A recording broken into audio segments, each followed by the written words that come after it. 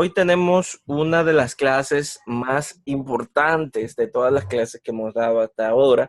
No que las otras no lo sean, sino que realmente los conceptos que vamos a introducir ahora son básicamente los relacionados a la teoría de objetos, a la programación orientada a objetos. Entonces, vamos a ver cómo podemos aplicar todos esos conceptos que vimos en la primera clase de esta unidad, ya aplicándolos con C#. Vamos a ver cómo podemos crear nuestras propias clases, cómo podemos crear objetos basándonos en las clases que hemos creado. Y no solo eso, sino que vamos a abordar todo este temario que está aquí en pantalla. No sé si lo pueden ver. ¿Están viendo mi pantalla?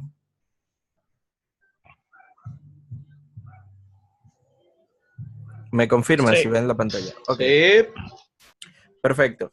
Pues entonces vamos a abordar todo esto y lo vamos a hacer de la siguiente manera. Ya nosotros sabemos cómo se compone la estructura básica de un programa en C#. Vemos acá, esto déjenme llevarlo a un archivo aparte. Crear un nuevo archivo por acá. Vamos a hacer un archivo de texto convencional.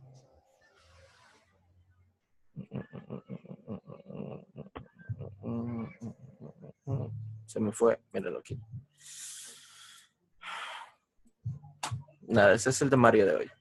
Entonces, les decía, esta es la estructura básica de un programa en C#, donde tenemos acá nuestros using de los respectivos namespace que vayamos a utilizar en nuestra aplicación. En este caso estamos solamente usando el namespace system, además del namespace que hemos definido en nuestro proyecto, que tiene el mismo nombre del proyecto, que en este caso se llama POO C#.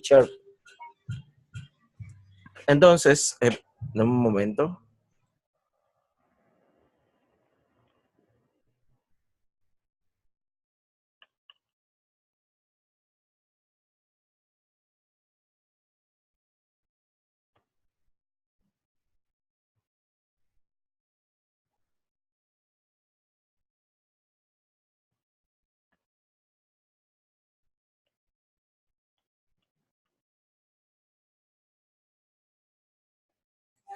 Perdón, mi niña casi se cae con el cargador de la laptop aquí. Pero nada, bien. Gracias a Dios no pasó nada. Bien, les decía que estamos trabajando con este namespace. Ahora, hasta este punto, todo el mundo sabe lo que es un namespace. Es básicamente una especie de contenedor donde vamos guardando todas nuestras clases o todos nuestros, por decirlo así, código, todo nuestro código, para poderlo tener organizado dentro de un mismo lugar y que sea fácil de reutilizar cuando lo necesitemos. Entonces ya todos sabemos que los curly braces, las llaves, son los delimitadores de bloques en C# y que al ser C# un lenguaje de programación orientado a objetos puro, todo programa C# debe tener al menos una clase. Todos recuerdan eso, ¿verdad? Entonces, esta clase que se crea por defecto a la hora de generar un proyecto de consola, tiene el nombre de program, representa al propio programa, y este programa tiene acá un método.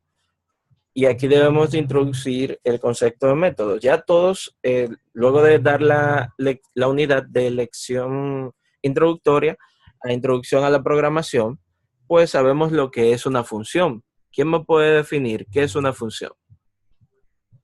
Estuvimos viendo las funciones en Saint.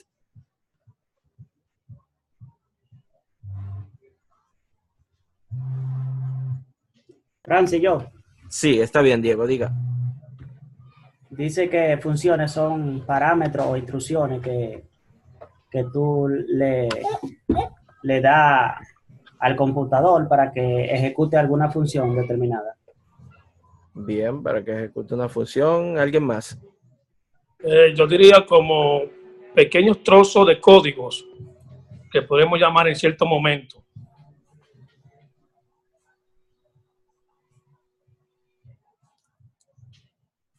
Perfecto. Pero hay algo muy importante de las funciones que han dejado de lado y es una de las cosas que las caracteriza, que me gustaría ver a alguien que lo recuerde. Que si reciben o no argumentos. Sí, aparte de eso, lo otro que falta. Exacto. ¿Quién lo dijo? Yo. Mabel.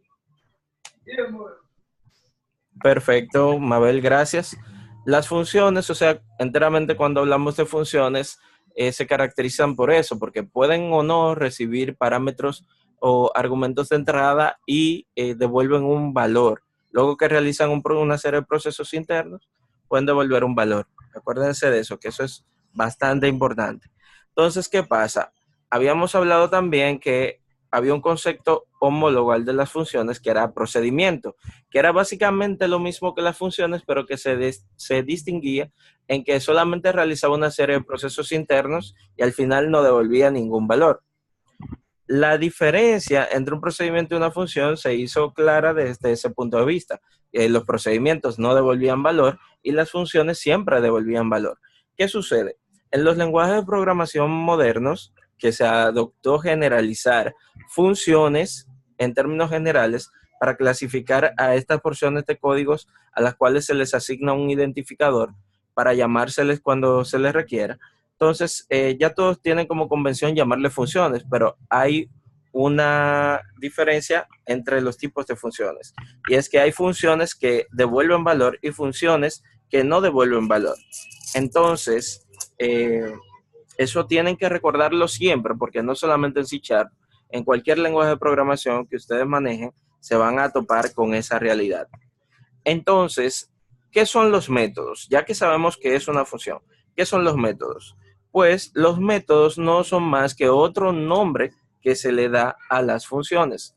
O sea, el término método es sinónimo del término función. Un método y una función son conceptos homólogos. Básicamente se trata de bloques de códigos a los cuales le voy a definir el método para que ustedes vean que es exactamente lo mismo. Los métodos son bloques de códigos a los cuales se les asigna un identificador, realiza una serie de procesos y pueden o no devolver un valor. ¿A qué le suena esa definición?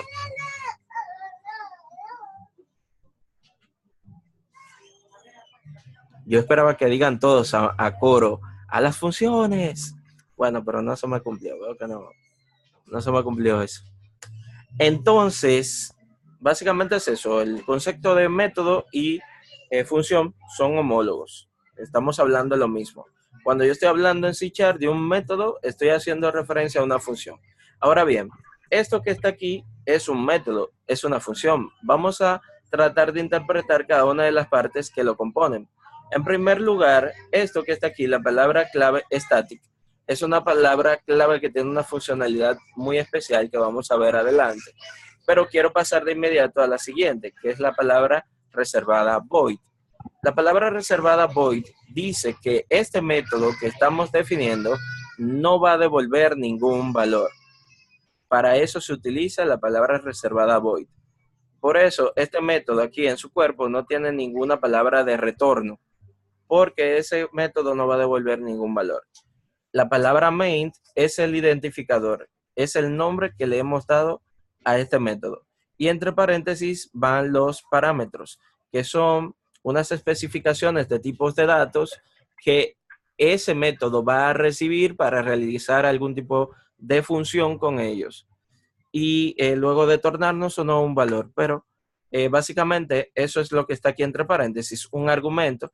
Este argumento es un tipo de dato especial llamado array, que luego vamos a ver qué significa. Lo vamos a ver en una lección solo para ellos, porque aquí mucha gente como que se enreda y van a ver que no, que es bastante sencillo.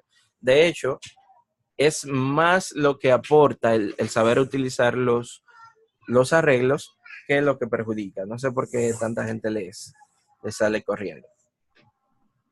Entonces, esto que está aquí les decía que es el método principal, es el método main de la clase program. Pero esta clase no la definimos nosotros, se creó por defecto a la hora de iniciar un nuevo proyecto de consola, el Visual Studio o el Visual Studio Code, lo crean por nosotros. Ahora, ¿cómo yo puedo crear mi propia clase? Ya yo vi la estructura de mi clase. Vemos que las clases en C# se definen utilizando la palabra reservada class. Y luego seguido del identificador o nombre que yo le voy a dar a mi clase. En este caso, program. y que dentro de la clase va a haber algo que se llama miembros de la clase. Y ya sabemos que entre esos miembros de clases existen unos que se llaman métodos, que son los únicos que hemos visto hasta ahora, ¿verdad? Porque hasta ahora nosotros no hemos escrito código aquí. Siempre todo el código que hemos escrito lo hemos escrito dentro del método main. Entonces, miembros de clase quiere decir que la clase puede estar formada por diferentes tipos de valores o de objetos programáticos. Y eso lo vamos a estar viendo a detalle. Pero lo que quiero saber ahora, ¿cómo yo puedo definir mis propias clases? Ya vimos que esta está definida y funciona, lo hemos probado. Si yo escribo aquí un console.writeLine, ¿verdad? Y lo mando por consola, un mensaje que diga hola a todos, ¿verdad? Eso funciona sin ningún problema. Le puedo decir, mira, ¿sabes qué? Espera que cuando escribas eso, que el usuario presione una tecla para poder salir. Le puedo decir eso y no hay problema. Y ese programa va a funcionar. Va a funcionar sin ningún percance. Déjame ver que se me fue a la otra pantalla. Entonces, ¿cómo yo puedo definir mis propias clases? Algo muy importante. Las clases yo las puedo crear dentro del mismo namespace. Esto es algo que yo puedo hacer, pero es algo que no se aconseja. Simplemente lo voy a hacer por razones didácticas, ¿verdad? Yo voy a crear aquí una clase nueva, por lo que debo escribir la palabra reservada class, seguido del identificador que voy a utilizar, que en este caso voy a utilizar un identificador que va a ser usuario. Esta es mi definición de la clase usuario, pero aquí dentro yo no he definido cuáles van a ser sus miembros. Yo le voy a definir dos miembros a esta clase. Voy a definir un miembro que va a ser público, que va a ser de tipo string, que se va a llamar nombre. Y voy a crear otro que va a ser público, va a ser de tipo string, y le voy a llamar a este clave. Perfecto. Fíjense acá. ¿Qué yo he hecho? He definido una nueva clase. Vamos a recordar los conceptos, ¿verdad? Decíamos que la clase era un concepto abstracto una abstracción de la realidad que definía un conjunto de atributos o características y también comportamientos. En este caso, lo único que yo he definido han sido atributos o características de la entidad a la cual quiero representar. Acuérdense, esa palabrita entidad significaba algo de la vida real que nosotros queremos plasmar en nuestro código. Entonces, en este caso, yo he tomado algo de la vida cotidiana, que sería un usuario de un sistema, ¿verdad? Y lo he abstraído dentro de mi sistema en forma de una clase. Esta clase, a su vez, yo podría definir muchas características que tiene un usuario. Sin embargo, de momento, a mí solo me interesan dos, que es el nombre del usuario y su clave.